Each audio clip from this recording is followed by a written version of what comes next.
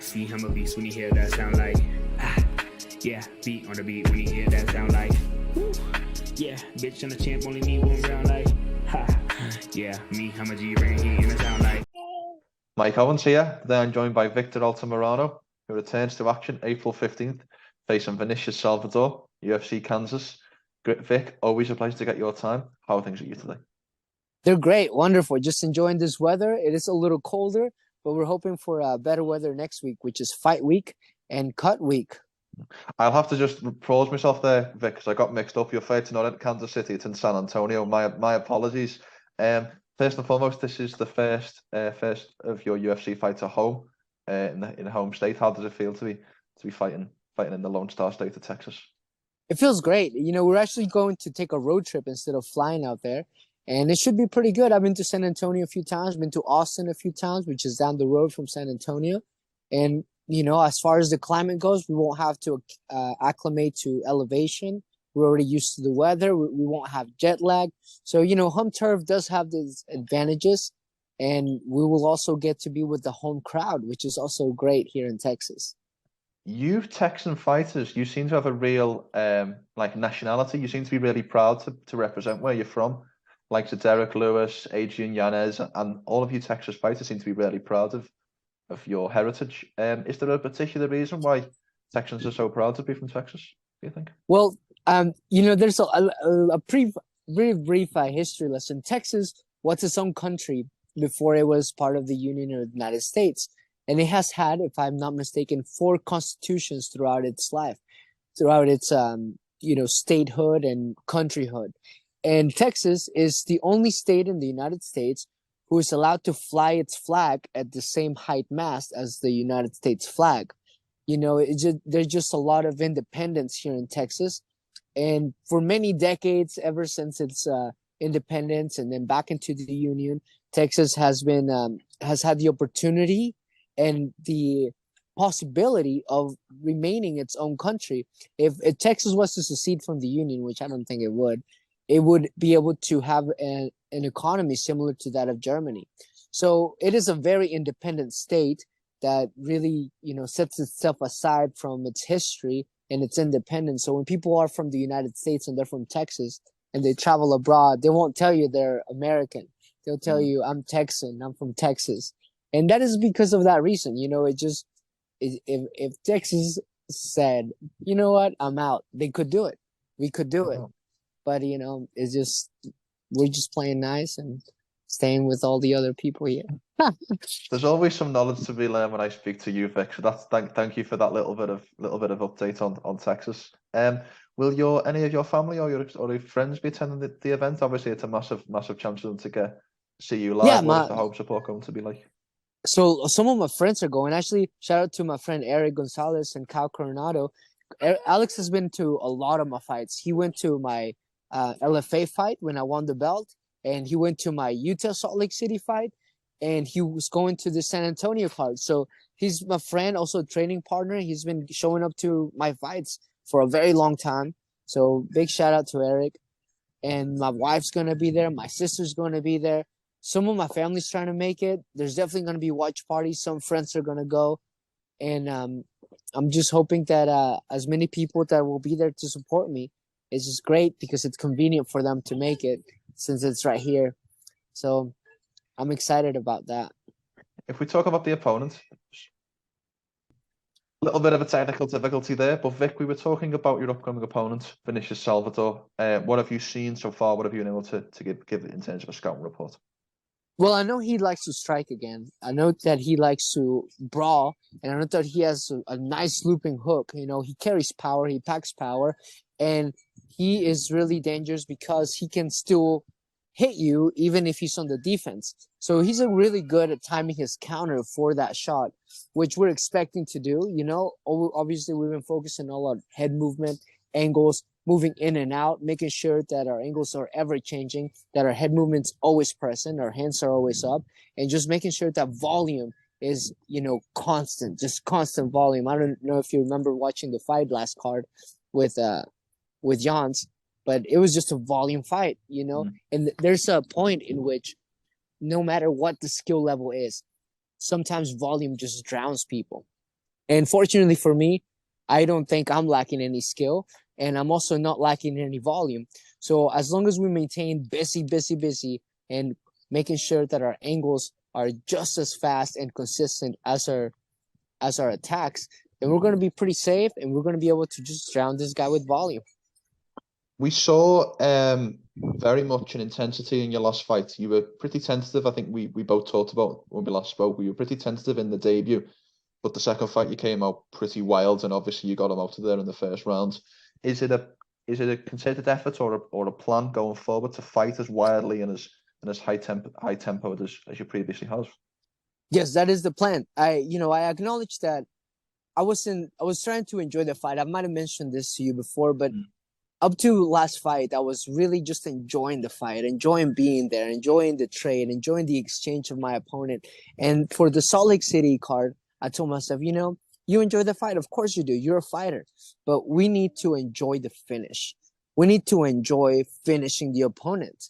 Of course you love the fight. That's why this is your career.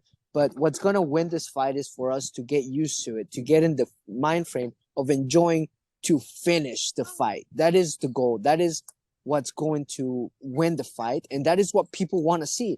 People not just want to see a fight. They just want to see a finish. They like seeing chokes. They like seeing submissions. They like seeing knockouts. They like seeing blood, So that's what I told myself in Salt Lake City. It's like, I'm going to deliver a finish. And at the very least, I'm going to deliver my attempt of a finish. And that is the same mind frame I'm going into this fight. Of course, it's a different opponent. Of course, there's different game plans. Of course, there's differences in things that we're going to go about and approach it differently. But the goal is always the same. Finish the fight. Aim to do so. The goal is to enjoy the finish and making sure that the audience, that people they're watching at home and live just feel excited to be there, because that's what people buy tickets for. Yeah. They want to see a fight. They want to see a finish. They want to see excitement. And so we're about to go deliver that next week. Can we talk about the last fight? Because that was obviously your debut win in the UFC, first round stoppage. Just give me a blanket feeling. How was your emotions when the ref pulled you off and you secured that first win and that first stoppage? It was wonderful. I just kept going. I knew that he was hurt. I didn't know when the ref was gonna stop it. I looked at the commentary and I noticed that they were saying they should stop it. But in my mind, I was just thinking, I'm just gonna keep going. I'm just gonna keep hitting you. I'm gonna keep going until the bell rings or until the ref stops me. But I am not tired. I don't really feel like stopping. And so I'm just gonna keep on going. When the ref stepped in front of me, and then I realized, okay, I guess it's over because he's calling it. But, if it was up to me, I could go. And then I just heard the crowd. The crowd just went wild. Everybody was excited. And I realized that what I have done, I had just done what I was telling myself to do it. I got caught on the moment of finishing the fight. And for a moment, I forgot that the fight was finished because the ref stopped it. And then I'm like, oh, it's done. It's done. Well, kind of good, kind of not, because I wanted to keep going, but it's good. And so I just feel really excited, really just I'm grateful for the crowd, for Salt Lake City, for just the event itself, for the opportunity to be there and enjoy that moment that, they allowed me to have. And then later on that night, whenever they announced the performance of the night and they said my name, that's really when it hit me really hard. As an artist, I just thought myself, I play the cello, and then I told my cello teachers, like, hey, when are you good? When are you like the best? When do you consider yourself? Because in music, there's no rankings, there's no fights, there's just people who are good or not. And he says, when you are virtuoso, he told me, once you reach the level of virtuoso, he used that word. I'm like, oh, well, I don't know what that is. It's just like, you're just so good that you are that. You are music. You are what you're doing. That is your virtue. That is your virtue. And so you are whatever it is that you are trying to achieve. You become it. And when they said my name for the bonus, I realized, oh man, have I reached the level of virtuosity in fighting? Have I done something that was so enjoyable to the world that they gave me a performance of the night, a prize to say, this is what fighting is. This is what fighting is like. This is the epitome of what we're all trying to accomplish. That's how I took it. I don't know if that's what it means, but it really moved me as a person in my career, and it made me just want to push harder and to deliver another one of those. No, it's truly breathtaking to hear how much emotion that was involved in that moment, because obviously we've had a relationship all the way from the LFA days, so I can anticipate how that felt, but the way that you articulated it then really, really brought that home.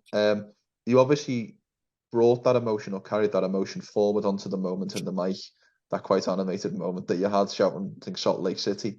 And obviously, as you mentioned, the $50,000 bonus.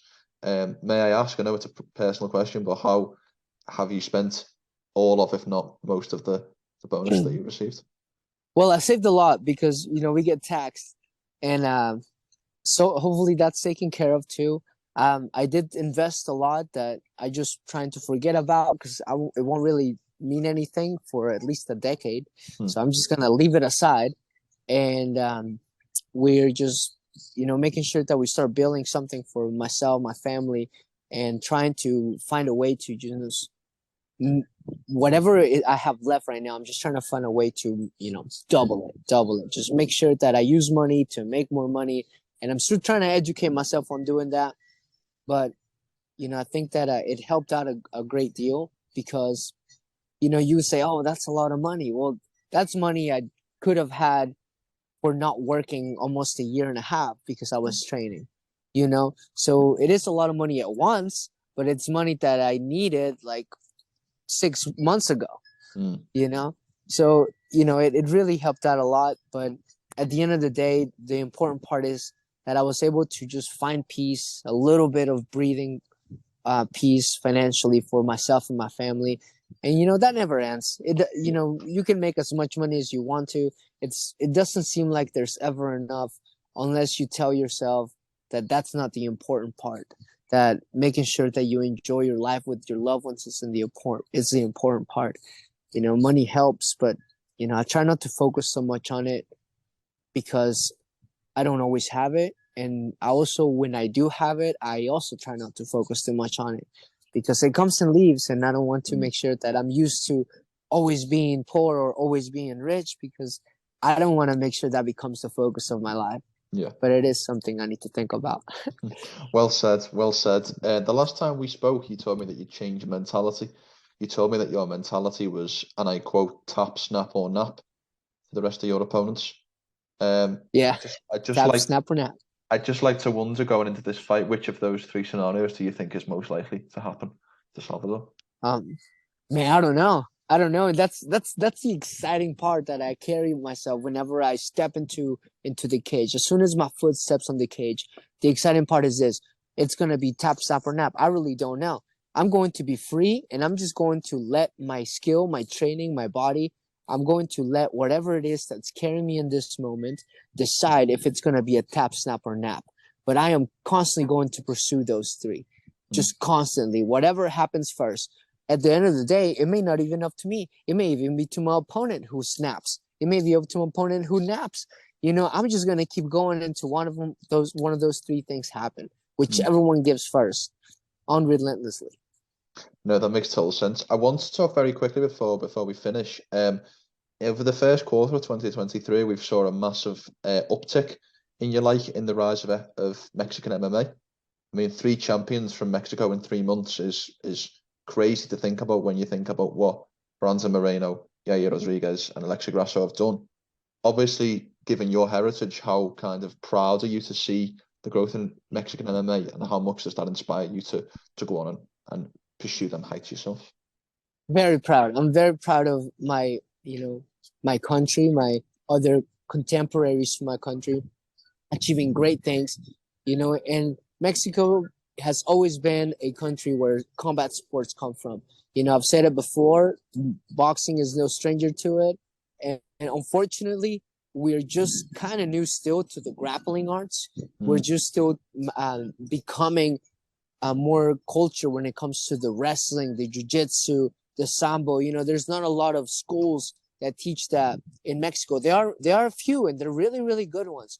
But here, I mean, there's within 10 miles from where I'm standing, they're great jiu-jitsu schools.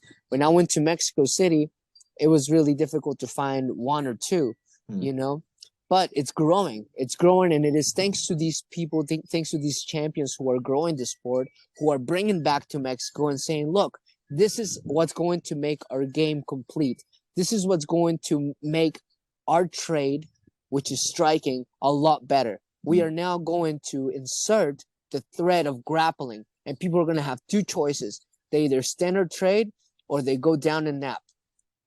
Nonetheless, they're both afraid to do either one. That is our goal. As Mexico, as the country, our goal is to make sure that either people are either scared to strike or scared to take them to the ground. And we are growing. We are growing with that sport. We are making sure that we're continuing to make a staple, continuing to make a stamp, continuing to make sure that people remember that Mexico is where combat is, where fighters are fighters. I've said it before. If you're born in Mexico, since the moment you're born, you're a fighter, and leather is your trade. That makes total sense.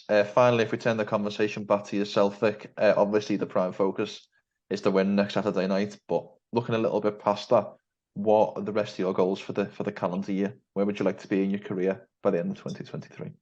I would like to keep climbing the ranks. I would like to be a little more active this year. I want to make sure that I get up there. I want to fight in Mexico City. I want to fight in my home country, in my hometown. I am from that country and from that city. So I want to see if I can get into a card where we can have all of these Mexican fighters represent in the heart of Mexico, in Mexico City. And if that just so happens to be me for the championship, then let's do it. I'm ready, and I want to make sure that my goal is to deliver my passion in my homeland. I love it. I love it. Well, I love catching up with you, Vic. I love the fact that I've been able to follow your career right the way from LFA, right the way through a world title contender series, and now going into your third UFC fight. So I wish you the best of luck for San Antonio next week. And if we don't speak before, then I wish you a safe weight cut and a safe fight. Thank you, Mike. I really appreciate you. I really appreciate everything you've been doing. I've seen you grow as your career as well. Man, it's wonderful. It's wonderful to see you, and it's wonderful to see all the wonderful things that you're doing with the sport and involving the world, on it as well. So thank you.